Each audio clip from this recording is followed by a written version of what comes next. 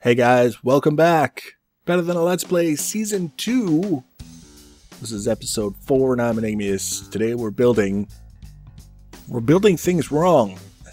That's the theme for this episode. I decided that I wanted to mess around with the different means, ideas that came to me for traversing from one building in our complex to the next. We don't have any other buildings yet, but the next natural step in this process is if we're going to have another building, how are we going to get there? Are we just going to walk across the lawn, or are we going to have some sort of built structure that will carry us there? So I decided first and foremost to mess around with that. And we're actually, as you can see, we're in the middle of our main central facility building a staircase up to the window above the exterior doors. The idea here was to have more, doors where the staircase leads to, and then a low sky bridge across to the next building. And if we could have made that work, that would have been sort of the thing, the place to go and the place to be. But unfortunately, just like when we were working with the smeltery tower, sometimes the smaller you try to make something, the harder it is to make it look refined, because we're limited even with microblocks in terms of what we can do to take the really abrupt edges off of things. And the reason why I'm doing this, and the reason why I'm showing this to you guys, is because reading around in the forums and the Feed the Beast forums, Reddit, wherever, a lot of people like seeing what other people build because it gives them ideas, which is fantastic. It's one of the best parts of having an online community, is the opportunity to share ideas like that. But then they try and build their own stuff and they don't like it, so they go back to the cubes and the rectangles. And I kind of get the sense that there's a little bit of disappointment. They would like to have things that are more interesting, but they just build them and they kind of, after one attempt, they're like, yeah, there's got to be some innate skill that I don't have, so to hell with it. And I just wanted to illustrate, using all this otherwise dead footage, that there's a process involved that involves a certain amount of failure sometimes before the success kicks in, and then it becomes a question of what do we learn from the failures, so that the next time we try and build something, maybe it turns out a little bit better. We plan it a little bit better, we anticipate some problems and work around them, whatever it takes. I think that's an important part of the process, and it's important to instill that in people, in that you try once, and if it doesn't work, you just learn one of the many different ways that it doesn't work in the process of trying to find one of the ways that does. It's not the end of the world, and it's certainly nothing to be ashamed of, because this attempt you're seeing right now is an abysmal failure. It never does work out the way I would have liked it to, in addition to the fact that it was taking up a very large amount of space right in the middle of the building. So outside we go. We find the one wall of the structure that we can go out of without running through machines or into something. Unfortunately, it's also passing right over top of the staircase down to our mining facilities, so we'll have to relocate those at some point in the future, but for now, it's okay. It's not the end of the world. It's not difficult to get past. The idea here, if you remember, if you saw in the last series, we had a bridge, just a little short bridge, from our central towers to the desert, where we were harvesting all of our sand for glass and whatever the hell else we were using sand for. And it was one of my favorite builds in the entire series, was just that little bridge, because it was so elegant and refined, the way the curve just kind of flowed, really making use of the microblocks to distract from the fact that it's Minecraft and everything is big bulky cubes. I kind of want to recapture that somewhere in this new world, because I enjoyed it and I liked it so much. So that's sort of what I had in my mind as I was approaching this situation here. But there were a lot of things that were kind of confounding my efforts. First of all, we're building directly into the side of a mountain. Like, there's 6 blocks from where we are to the side of the mountain, really. Oh, creeper explosion. I got it in my head that we had to kind of push the elevation a little bit and kind of mess around with the curve that way, which I eventually got it to a point where I was satisfied with it on the top, where you actually walk on the ramp. But if you looked underneath, it was just awkward. Like, it wasn't uniform, it was blocky, and I didn't have what I would have needed to smooth it out. Like I say, there's a limit to what you can do with microblocks. There's only so many different shapes and so many places that you can stick them, and none of them were enough to offset the blockiness of the underside of this thing, and it was so distracting that you almost didn't even notice the curve on the top because of the stuff that was going on underneath. So that ended up being failure number 2. For failure number 3, I decided to go with just something simple that I can adjust later when and if I have time and I feel like doing it. So it's just a straight ramp. It's a very gradual ramp, but there's no curve to it at all. We just excavate around it, keep it nice and low. Doesn't have to go too far from the central structure. And then we're actually just putting a platform on top. We're not building a structure. We're not building like another room with a roof and walls or anything like that this time around. So simple wound up working out to be the best in this case. And then, like I say, if I want to kind of turn it into a curve somehow later on, then there's certainly that option. But for the time being, it kind of is what it is. I've already got some ideas for things that I want to change on it. But that's part of the process, is building things and messing around with them, tweaking them, tearing them down when they don't work and starting over with a new idea and then tweaking that one and going until you're happy with it. And then it may take who knows how many iterations, but that becomes a success that you can build on. You know how to do that, so the next time you want to do something similar, you can, and then you're on to the next challenge because you know how to overcome the challenges of building things that don't look like cubes. It's fantastic. It's great fun. Now, obviously, there's got to be a reason for this. We're not just going to build ramps up to platforms for no reason at all. So it'd be a good idea to go inside and take a look at what we're doing this for. So the reason for all this nonsense, why there has to be a reason for us to go through all that just to build a ramp onto a platform.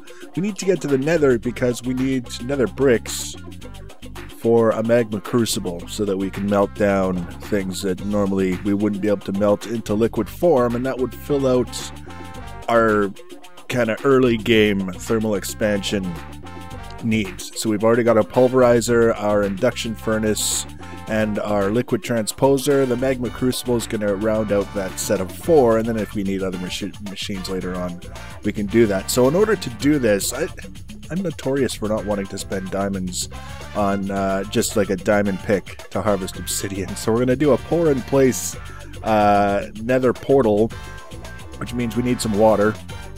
Now we got a water supply there on the wall, and then we also need some lava. And the easiest way to manage this is just going to be to gather them all up. And we're going to head outside. I've never done a pour in place nether portal before. I don't expect that it's going to be difficult. But it's one of those things, if you haven't heard of it, seen it, thought of it, it's kind of neat to have in your bag of tricks. So what we've got here is the 2-block wide gap in the bottom, and then this is basically, we might as well just do a wall like so-ish,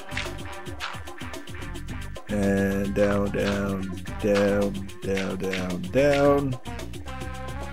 and then we might as well get things started here. We can place one of these tanks. I really like these tanks. These are pretty neat little guys. And then we just take a scoop and a scoop. And we should really have this on our hotbar. And now carefully, so as to not get washed off our platform, we'll go like that. And then pick it up again.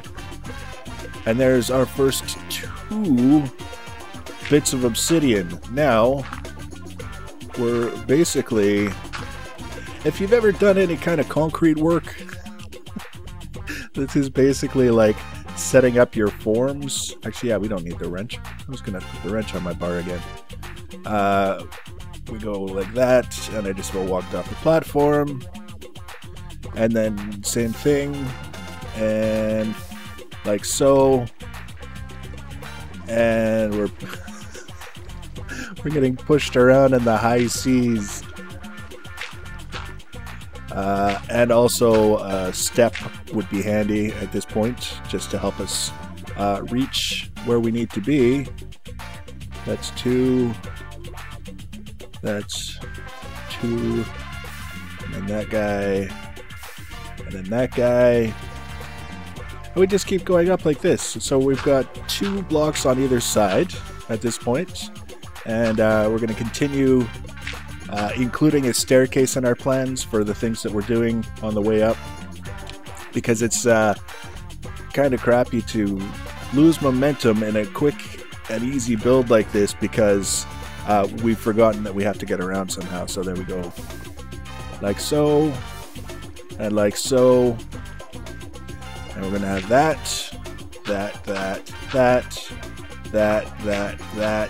And I think, are we...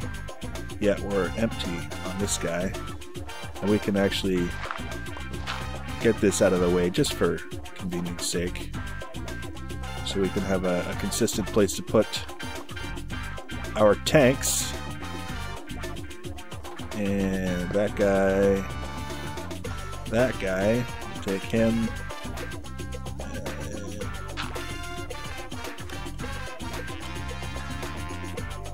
That. And that. Don't push me into the other lava. You'd think that it would be a pretty safe thing, but remember who's building here. This is heavy danger. We'll kind of go like so. Now we just have to do the top 2. And thoughtfully, so as to not invite death. Like so. And then we're gonna kind of take a look at where our staircase is, which is kind of nowhere. We can, yes, we can just dig straight down. Why not? We'll go like that. And then from here, we can kind of figure out a route to the top that should work. Yeah, I think this will be pretty damn close to ideal, maybe, if we come at it from the right angle. Alright. And bucket of lava here. Bucket of lava here. And then so that's our portal. No diamonds involved. And we're gonna just kind of remove our forms. And this shovel's gonna break any second now. Just like that. Like clockwork.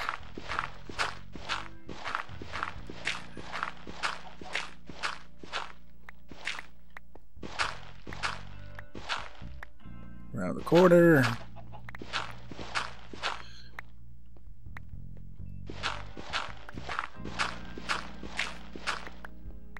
Now there's probably some things that we could do to pretty up the portal itself.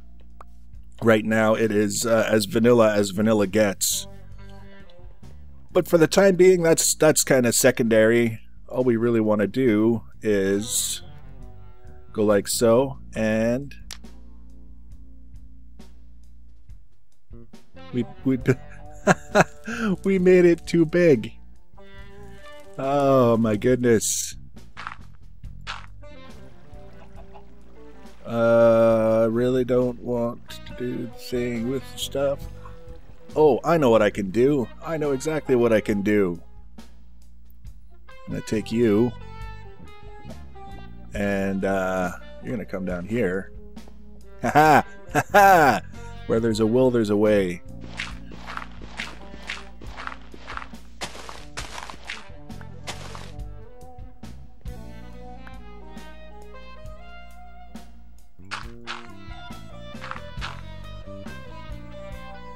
Like that, and we're just gonna nerd pull straight up for that last one. We'll recover him.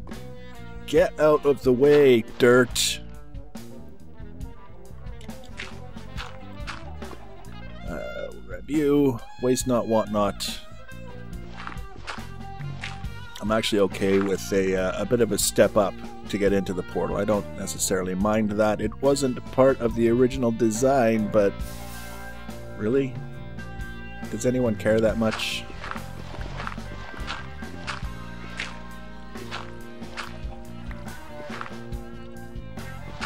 There.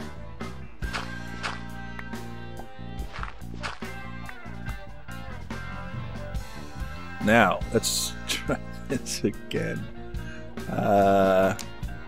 There we go.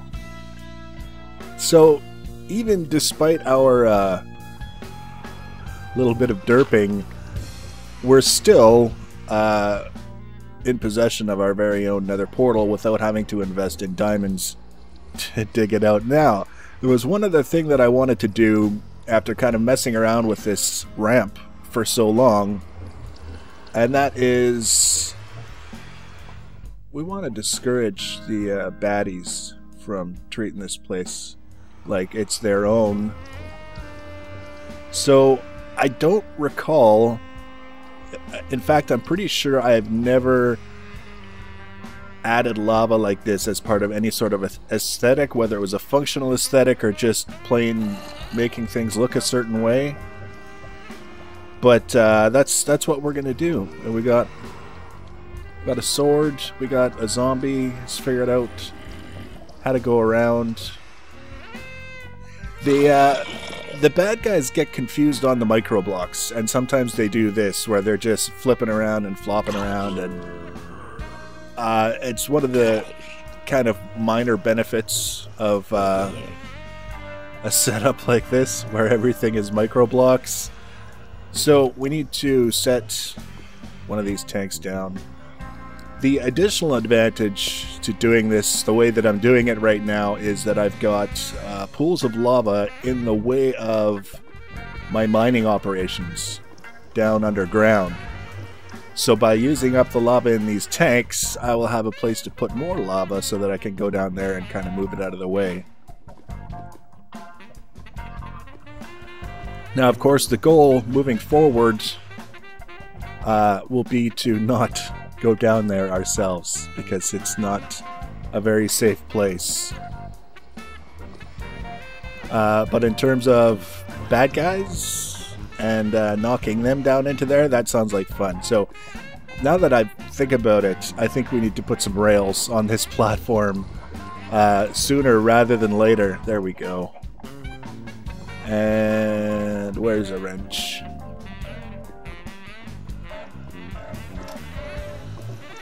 And the last tank goes there, and the bucket goes there. And within mere moments...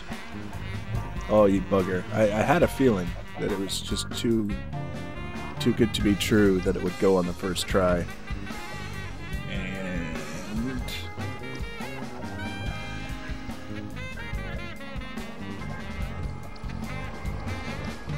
3, 4... That portal is making an awful lot of noise. I don't remember the portals being that noisy. I remember the humming sort of sound, but not the collective screaming sort of sound. 2 and 1. Yep, that's the last one. Like so. So we'll actually probably add a little bit more as well as time goes on, as we have lava to spare, so that this whole lower area down here has got lava coverage. You can see it's kind of flowing down into there. It looks kind of neat the way it's got like a valley in the lava. And that's in essence what I wanted to get done, was getting the portal into place. And next episode we'll be off to the Nether. We need, like I say, Nether brick for the magma crucible. Never a bad idea to pick up some Nether quartz, because it's just much easier to get in the Nether than anywhere else. And I think that's all we need from the Nether right away. Then we'll have all of our thermal expansion machines, and we can figure out where to go. So leave your comments and feedback below, as always. Things that you would like to see, If you want to be notified when I add the next video, you can always subscribe to my channel. You can also follow me on Twitter at Enigmius1 or on Google++ Enigmius1. Thanks for watching, guys, and take care.